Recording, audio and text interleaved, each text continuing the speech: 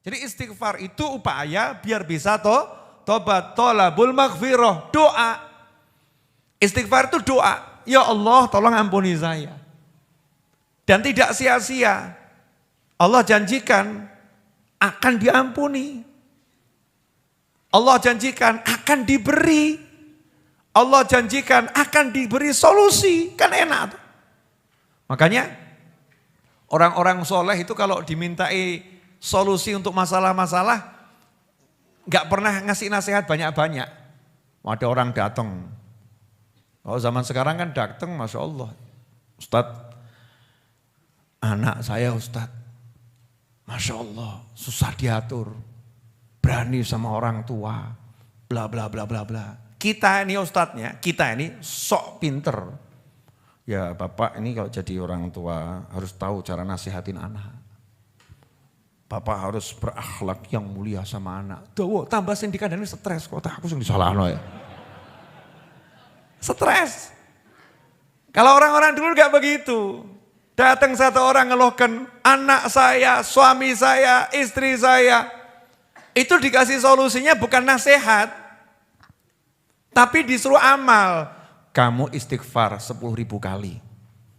Istighfari dosa-dosamu, beres nanti urusan anak sama istrimu, sama suamimu, beres. Karena tidak ada hal-hal yang hil-hil tadi itu, yang ruwet-ruwet tadi itu, kecuali karena kitanya punya sesuatu yang gak beres dengan Allah Subhanahu wa ta'ala.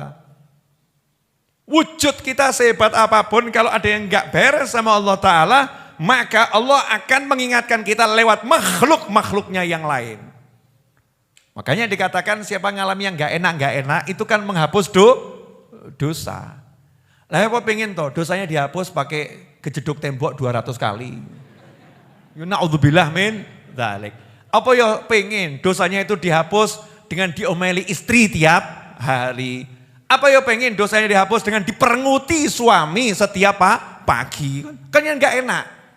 Kan ya enak toh, pagi kok lihat suami mesem ya. Pulang kantor lihat istri kok nyiapkan teh sama senyum. Itu kan nikmatnya luar biasa. Ketemu anaknya apa? Ayah, ngerangkul kan penak. Bukan anak dipanggil, nak, siapa kamu? Gak kenal, loro hati itu ya. Sakit ya, na'udzubillah min dzalik. Lah gimana caranya biar bisa seperti itu? Caranya jangan suka nyalahin orang lain. Jangan suka menyalahkan keadaan. Kadang-kadang itu Masya Allah. Ini ekonomi ruwet. Makanya rezeki saya seret. Orang urusan nih. Semut itu enggak pernah urusan sama ekonomi. Ada itu. Dunia semut mengalami kegagalan sistem ekonomi. Orang enggak ada kan. Semut tuh hidup dimanapun kok bisa dapat rezeki. Betul atau betul? Mau awakmu kalah mbak semut. Kenapa kok kita nggak bisa jadi seperti semut? Sebetulnya bisa, semut taat kok, nggak ruwet. Taat sama Allah Ta'ala, semut nggak pernah nyalahin orang lain, nggak pernah nyalahkan keadaan. Dia jalani kehidupan sesuai perintahnya Allah Ta'ala, ya hidupnya enak. Makanya kalau kita pengen selesai masalah kita apapun, jangan nyalahin orang, nyalahin sana, nyalahin sana, nyalahin sana, nyalahin keadaan. Enggak. Semua yang ada di sekitar kita ini Allah kasih untuk mengingatkan kita. Allah kasih untuk membersihkan kita. Allah kasih untuk naikkan derajat kita. Nah kalau kita pengen yang enak, ya gampang caranya. Biar kamu gak ngalamin yang itu-itu, maka bereskan dirimu sendiri, selesai. Makanya para wali itu sampai bisa tahu, wah ini kok kuda saya mogok ini ya. Kudanya mogok. Bukan cuma mobil, kuda mogok. Ada loh kuda itu apa? Gak mau jalan tuh loh. Ngambek-ngambek ya, kuda ngambek ya. Istilahnya apa itu? Saya gak punya kuda soalnya. Ya kudanya ngambek, disuruh jalan gak mau jalan itu kan.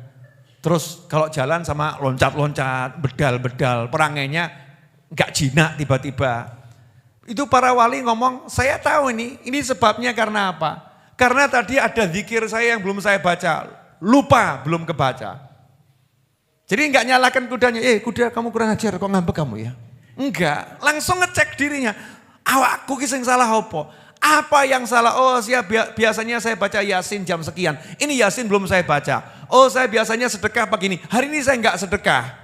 Jadi yang dipikir tuh itu orang-orang soleh. Lah kita ini sudah banyak salah, enggak mikir salah.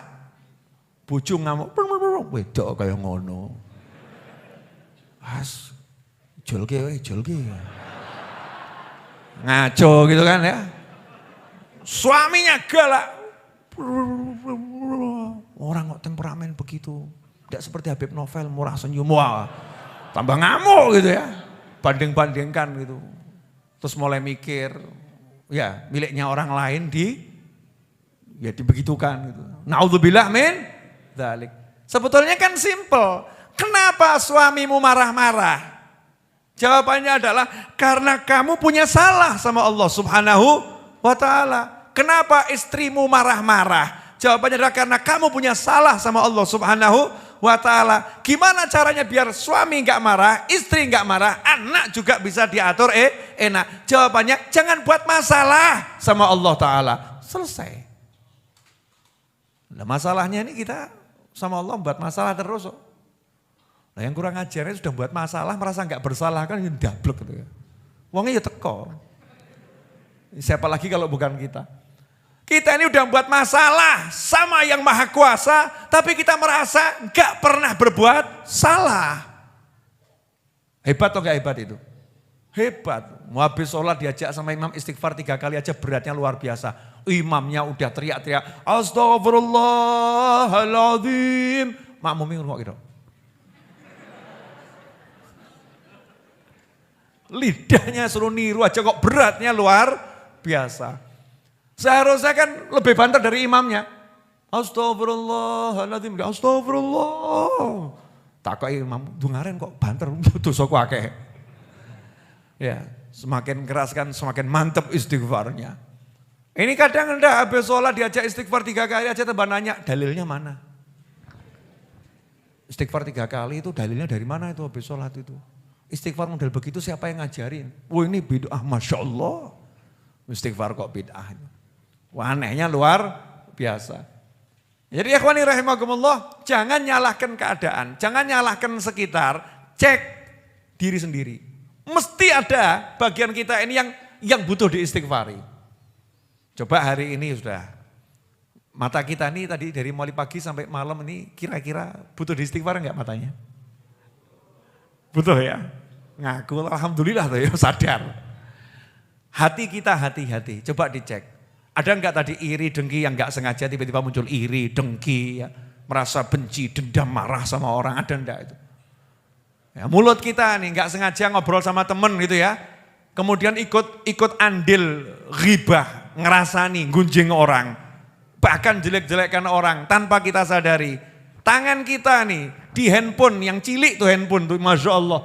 Tapi kita enggak sadar ngirim pesan-pesan yang di situ ada hal-hal yang diharamkan sama Allah Subhanahu wa ta'ala. Yang bisnis, Masya Allah, jual barang di platform-platform online itu 100% asli, padahal ya gak asli. Masih seperti baru, padahal bekas. Ya masih seperti baru, itu definisinya gimana masih seperti baru itu? Susah atau ya? Nah ini kadang kayak sumpah urung tahu nabrak, tapi ditabrak. Sumpah niatnya ini sumpahnya bohongin orang. Sumpah ini mobil ini belum pernah nabrak, betul tapi ditabrak. Kurang ajar atau enggak kurang ajar itu? Dustain orang gitu. Ini perlu diistighfari. Jadi kita kalau mau selesai masalah kita, enggak usah ruwet-ruwet, duduk istighfar. Duduk istighfar. Nah berapa kali istighfar itu? Diajari oleh Nabi Muhammad SAW. Siapa yang pagi istighfar 70 kali, malam istighfar 70 kali, maka dia tidak akan dicatat dalam kelompok manusia yang pandai berdusta dan tidak dicatat dalam kelompok manusia yang lalai. Gampang ya? Pagi 70, malam 70. Istighfarnya modelnya bagaimana? Sakarepmu. Nah kita ini kan minad du'afa, orang-orang lemah. Biasanya kan cari paket hemat ya. Beb, istighfar yang paling hemat aja Beb, ya. Cepat, ringkas. Nah istighfar yang paling cepat, tolabul maghfirah itu ucapan astaghfirullah. Atau rabbighfirli. Atau Allahumma ghfirli. Itu ucapan istighfar. Jadi kalau kita bilang astagfirullah, astagfirullah, astagfirullah 70 kali. Pagi itu mulai dari pagi sampai maghrib. Terserah mau dibacanya jam berapa. Ya. Malam itu mulai maghrib, ya. Sampai subuh, terserah mau dibacanya kapan. Ambil waktu, ya bagusnya misalnya mau tidur. Mau tidur itu kan ya untuk, ya dari mulai maghrib sampai mau tidur itu kan ya dosanya banyak. Pagi sama sore, kan diakai lu HP. Pagi dibaca, sore dibaca, maghrib dibaca, itu kan sudah sore menerangkup maghrib, mau tidur dibaca 70 kali. Kalau itu kita lakukan, istiqomah tiap hari, selesai masalah. Apalagi kita nambahin, sadar dosanya banyak. Niat, Habib, Yai, Ustadz, pokoknya tiap hari saya mau sholawat 1000 kali, istighfar 1000 kali, tahlil 1000 kali. Wah jos itu, luar biasa. Tekun saja, praktekkan. Gak usah banyak teori, nasihat A, nasihat B. Solusinya bagaimana? Solusinya itu Allah yang ngasih. Saya gak bisa ngasih. Gimana nasihat Habib? Aku reso nasihati. Nasihat itu dari Allah dan Rasulnya. Makanya saya selalu ngomong tidak terima curhat. Betul ya? Betul kan? Karena saya gak bisa nasihati. Saya gak bisa ngasih solusi. Yang bisa ngasih solusi Allah Subhanahu wa ta'ala. Yang bisa nasehatin Allah Subhanahu wa ta'ala dan baginda Muhammad SAW. Dan sudah dinasehatin sama Allah dan Rasulullah SAW. Dan sudah dijanjikan solusinya, tinggal diamalkan. Jadi sebetulnya mudah atau susah? Mudah. Lah yang buat